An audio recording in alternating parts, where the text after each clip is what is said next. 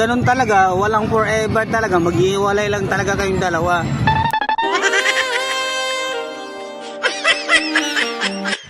Ang hirap sa hirap ng buhay ngayon. Talo talaga yung pangit sa pogi.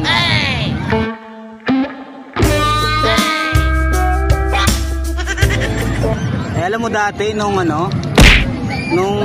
naniligaw ako sa bakla, talo pa rin yung babae sa bakla eh.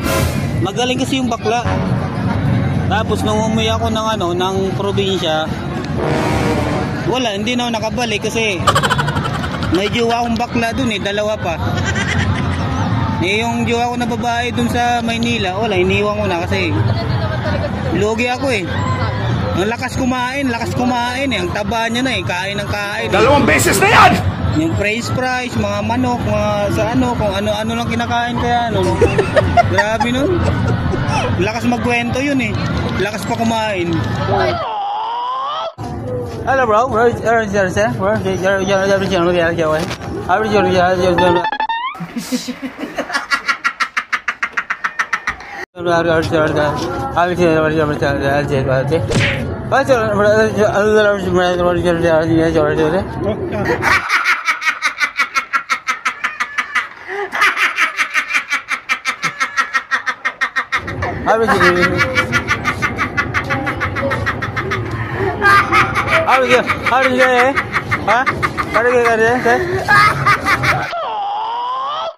Alam mo ba, nung bata pa ako, dami kong jowa dati.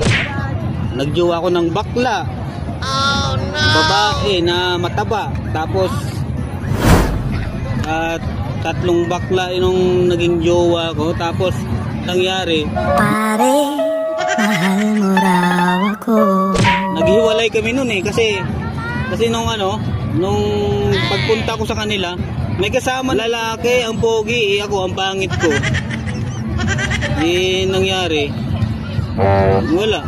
Pinagpalit lang ako sa iba kasi magaling daw yung pogi. Ako, pangit ko kasi. Kaya nangyari, wala talaga. Talo talaga yung pangit sa pogi. Grabe nung dati, nung nagka-jowa ako ng mataba. Ang galing mo talaga, bright ka. Grabe, lakas kumain. Ang dami niyang kinain pag pumupunta namin ng Jollibee. Ang lakas talaga, grabe, ang dami kanin, nakasampung kanin yung kuya eh.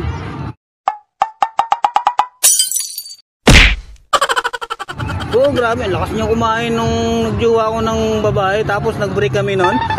Yung bakla naman, nagjowa ko ng bakla, dalawa, grabe, ang lakas din kumain, pero iba yun ha.